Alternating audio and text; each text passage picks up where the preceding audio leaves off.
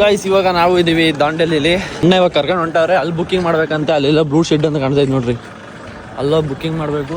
So ಏನದು, ಏನ್ line ಅಂತ, ಸರ್ವಿಸ್ ಲೈನ್ ಅಂತದು. ಅಲ್ಲಿಗೆ ಹೋಗಿದ್ವಿ. ನೋಡಿದ್ರೆ ಕ್ಯಾಮ್ರಾ ತಗೊಂಡಿದೀನಿ, ಆದ್ರೆ ವಿಡಿಯೋ ಎಲ್ಲ ಬರೀ ಫೋನಲ್ಲೇ ಮಾಡ್ತಾ ಇದೀನಿ. ಈ ಶೀಟಿಗೋಸ್ಕರ ಅಲ್ಲಿಂದ ಇಲ್ಲಿ ಬಂದಿರೋದು. ಗೈಸ್ ನಮ್ ಕ್ಯಾಶಿಯರ್ ನಮ್ಗೆ ಬಿಟ್ಬಿಟ್ಟೆ ಹೋಯ್ತವ್ರೆ, ನಮ್ ಕೈಗೆ ಕೊಟ್ಟು ಕ್ಯಾಶ್ ಅಲ್ಲ. ಇಲ್ಲಿ ಇದು 50 ರೂಪಾಯಿ, ಸೀಬೆ ಹಣ್ಣಿಗೆ 50 ರೂಪಾಯಿ ಒಂದು. ಬಿಸ್ನೆಸ್ ಅಷ್ಟೇ. ಪ್ಯಾಕೆಟ್ ಕೊಟ್ಟವರಲ್ಲ, ಅದ್ ಬಿಟ್ಬಿಟ್ಟು ಕಳಿಸ್ಬೇಕಲ್ಲ.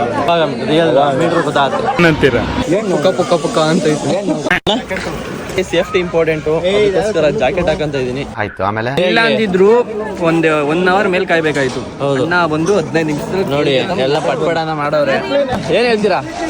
ಯಾರಾದ್ರೂ ಬಂದ್ರೆ ಅಣ್ಣನ್ ಕಾಂಟ್ಯಾಕ್ಟ್ ಮಾಡಿ, ಇವ್ರ ನಂಬರ್ನ ಹಾಕಿರ್ತೀನಿ.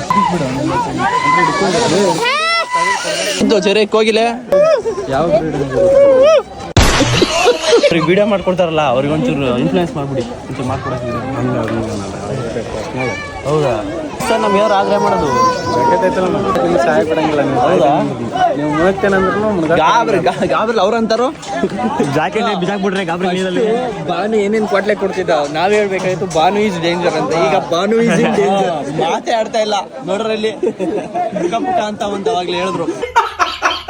ಇದ್ಯಾನಿದು ಉಲ್ಟಾ? ಅಯ್ಯೋ ಬ್ರೋ, ಯಾವ ಜಾಕೆಟ್ ಅನ್ಕೊಂಡಿದ್ರೆ ಹೇಳ್ರಿ. ಹೋಗಿಯಪ್ಪ, ನೀವು ಸುಮ್ನೆ ತಮಾಷೆ ಮಾಡ್ತೀರಾ. ಗಾಯ್ಸ್ ಫುಲ್ ವಿಡಿಯೋ ಯೂಟ್ಯೂಬ್ ಅಲ್ಲಿ ಅಪ್ಲೋಡ್ ಮಾಡಿದೀನಿ, ಚೆಕ್ ಮಾಡಿ ಗಾಯ್ಸ್. ಪ್ರಿಪೇರ್ ಆಗ್ತಿರೋದು ಜಿಪ್ ಲೈನ್ಗೆ.